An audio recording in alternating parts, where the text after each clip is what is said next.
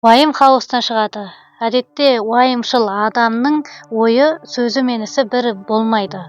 Уайымның себебі де сол. Ал сөзінде ойындағысын айтатын және айтқанын дәл солай істейтін адам уайымдамайды. Бұл кішігірім қағида адамның өміріне үлкен жеңілдік сыйлайды.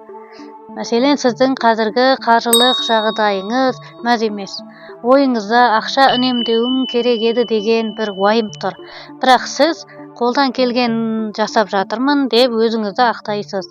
Ал ісіңіз сол баяғы әрекеттен тұрады. Мұндай адам күнде өзін жейді, өйткені ойы мен сөзі мен ісінің арасында байланыс жоқ. Тағы бір мысал айтайын, сізге өзіңіздің дене бітіміңіз ұнамайды, артық салмағыңыз бар делік. Сізге азырақ жеп, көбірек қозғалып, артықтауым керек деген ой келеді. Ал өзіңізде сөзіңізді қорғау үшін басқаның алдында мен өзімді бар болмысыммен жақсы көремін, салмаққа бас қатырмаймын дейсіз. Ал әрекетіңіз сол баяғы. Аз қозғалып, тамақты қатты тоя жеуді жалғастыра бересіз. Мұндайдың ойлардың соңы уайыммен адамның өзін өзі жеуі. Дәл қазір қандай уайымдарыңыз бар екенін ойланып көріңіз. Соған қатысты ойыңызды, сөзіңіз бен ісіңізді саралап көріңіз. Жоғарыдағы айтылған формуланың растығына көзіңіз жетеді. Абай атамыз 4-ші қара сөзінде уайым қайғы әрекетпен бекігенде ғана орынды болатынын жеткізді. Жоқ, мен үнемі уайым қайғыменен бол демеймін.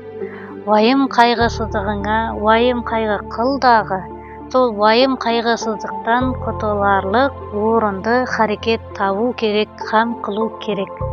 Әрбір орынды харекет өзі де уайым қайғыны азайтады.